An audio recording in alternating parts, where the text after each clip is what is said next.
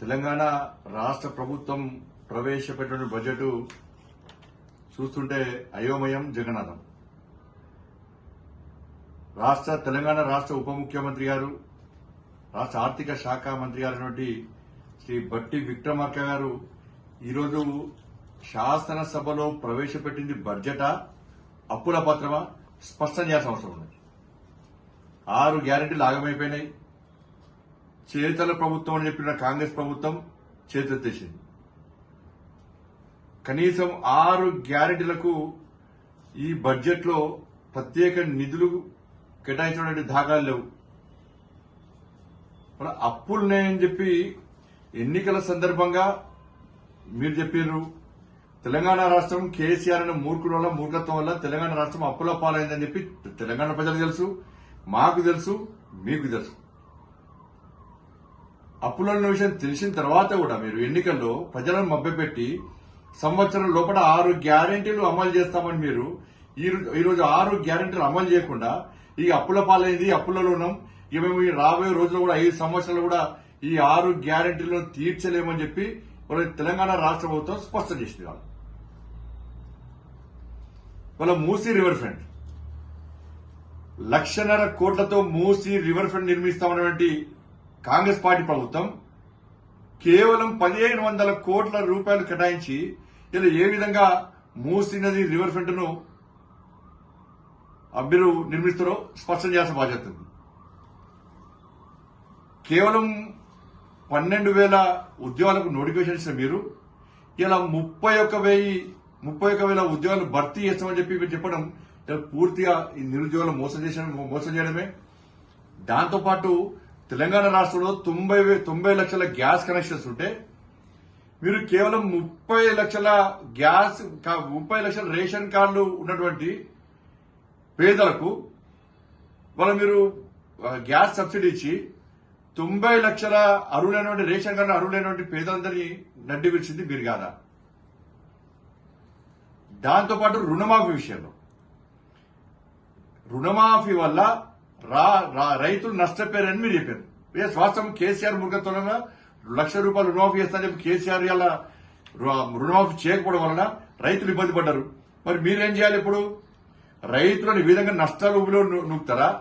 మరి defaulter list రైతులను defaulter list నుంచి వాళ్ళ పేర్లు తొలగించి క్లియరెన్స్ సర్టిఫికేట్ మీరు ఇప్పిస్తే వాళ్ళు తిరిగి రుణాలు తీసుకునే అవకాశం ఉంటుంది, అన్ని విధాలా ఆదుకుంటూ ఉంటుంది. ఇది మీరు చేయగలుగుతారా? దాని గురించి ఊసేలేదు. ఇవాళ మతానికి సంబంధించి భారతీయ జనతా పార్టీ మతతత్వ పార్టీ అని చెప్పి నిన్న మొన్న చాలా మంది అసెంబ్లీ వేదికగా మాట్లాడారు. ఇవాళ మీరేం చేశారు? మీకు హిందువుల పంటలు అవసరం లేదు, మీకు హిందువులు ఓట్లు వేయలే, హిందువుల ఓట్లు మీకు వద్దు, హిందువులంటే నిర్లక్ష్యం. మీకు ఒక వర్గం ఓటుతో గెలుస్తామని చెప్పి మీరు అనుకుంటున్నారు. ఆ వర్గం ఓట్ల కోసం బీఆర్ఎస్ పార్టీ మీరు పోటీ పడ్డారు.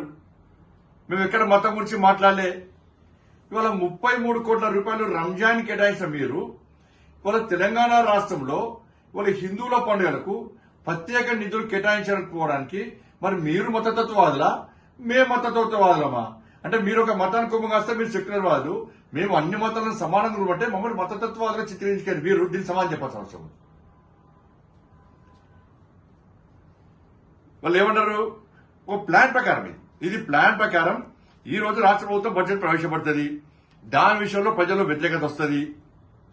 కాబట్టి ఏం చేయాలి? ముందే కేంద్రాన్ని బదనాం చేయాలని చెప్పి అసెంబ్లీలో ప్రత్యేక చర్చ పెట్టి రాష్ట్ర ప్రజల కూడా అయోమయం సృష్టించిన మీరు ఈరోజు చెప్పండి, మరి మీ బడ్జెట్ లోపల జిల్లాల పేర్ల ప్రస్తావన లేదు, 119 నియోజకవర్గాల ప్రస్తావన లేదు. మరి అవన్నీ ఏంటి?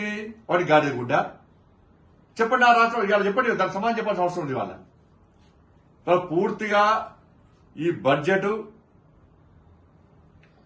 64+8 గాడిద గుడ్డ, ఇంకే గుడ్డో మీరు చెప్పాలి. 6 గ్యారెంటీలు ప్లస్ బడ్జెట్ గాడిద గుడ్డ, ఏ గుడ్డు పట్టుకొని తిరుగుతారో మీరు ప్రజలకు తిరగాలి. కాబట్టి ఇవాళ త్రిపులాలకు కానీ ఇంద్రమ్మ ఇళ్లకు కానీ కేంద్ర ప్రభుత్వం నిధులు ఇస్తుందా లేదా స్పష్టం చేయండి. కేంద్ర ప్రభుత్వ సంక్షేమ పథకాల విషయంలో రాష్ట్ర ముఖ్యమంత్రి గారితో పాటు నరేంద్ర మోడీ గారి ఫోటో లేకుంటే ఎట్టి బస్సులో ఈసారి దాన్ని ఒప్పుకునే ప్రసక్తి లేదు. ఇవాళ మేము అభివృద్ధికి సహకరించి సిద్ధంగా ఉన్నాం. 5 సంవత్సరాలు ఎక్కడ సంవత్సరాల లోపల ఇది అమలు చేస్తాం అది అమలు చేస్తాం ఇక్కడ గ్యారంటీ ఇవ్వలే. 5 సంవత్సరాలు మాకు అవకాశం ఉంది. తప్పకుండా తెలంగాణ రాష్ట్ర అభివృద్ధికి కట్టుబడి ఉన్నాం మేము. మీరు గత ప్రభుత్వం లెక్కనే ఇలా కేంద్ర ప్రభుత్వాన్ని తిట్టి దూరమయ్యే ప్రయత్నం చేస్తే అది మీకు నష్టం. తెలంగాణ రాష్ట్ర అభివృద్ధికి కట్టుబడి మేము ఉన్నాం. తప్పకుండా సహకరిస్తాం. కాబట్టి ఈ బడ్జెట్ విషయంలో రాష్ట్ర ప్రజలు ఆలోచించాలి. ఇది గాడిద గుడ్డ ఏం గుడ్డో కాంగ్రెస్ పార్టీ నాకు స్పష్టం చేయాలి.